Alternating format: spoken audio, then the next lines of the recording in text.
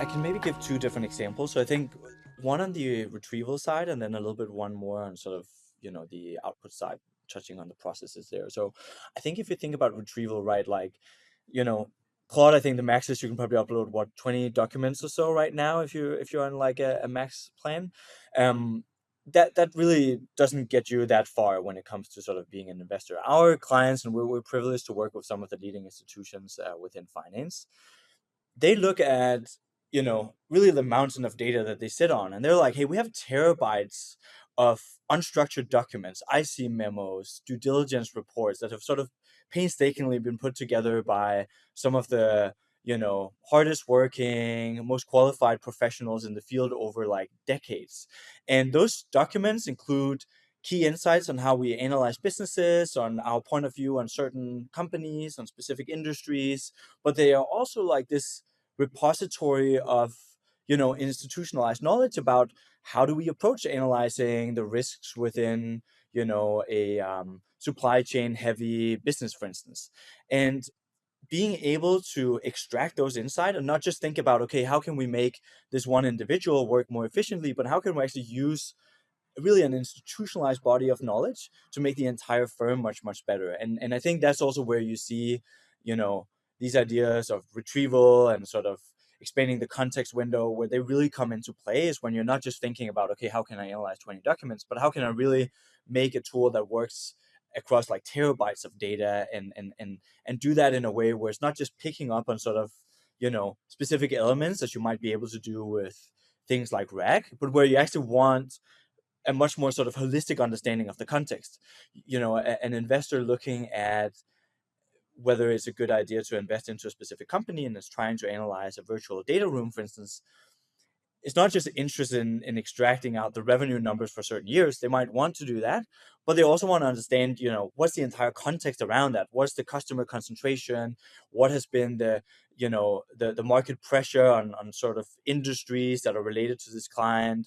What might be drivers of margin compression, and how does that change over time? So the complexity of the questions is just different when we think about sort of just the retrieval aspects. The volume is very different as well. So I think that's a little bit on the retrieval side. When you look at then generating the output, and again, that falls very close to my area when it comes to generating PowerPoints.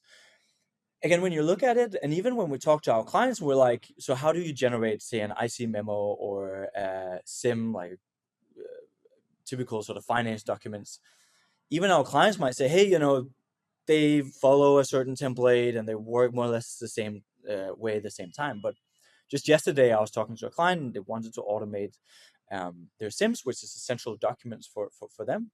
And they were like, yeah, it kind of more or less looks the same all the time. And they sent me 3 different examples, and there were literally not a single slide that was the same. And of course, when you look at it, they do follow the same structure. Like each sim is not like, fundamentally brand new document. But when we sort of want to understand what then makes a good sim, it's not just understanding, oh, it has like these, I don't know, 35 different pages, and page 1 to 5 is generally about this, and so on. You actually have to understand what sort of made the investor, when they were putting together this PowerPoint, choose to use this specific layout to communicate this specific point, and how did they phrase it, and so on and so forth. So in order for you to create something that's actually what the output that they're looking for, you need to do more than just sort of have a high level, sort of somewhat pixelated understanding of it. And our clients are just dealing in a space where even if you're 90% right and you sort of do a really good first pass or something, it's fundamentally still 100% wrong.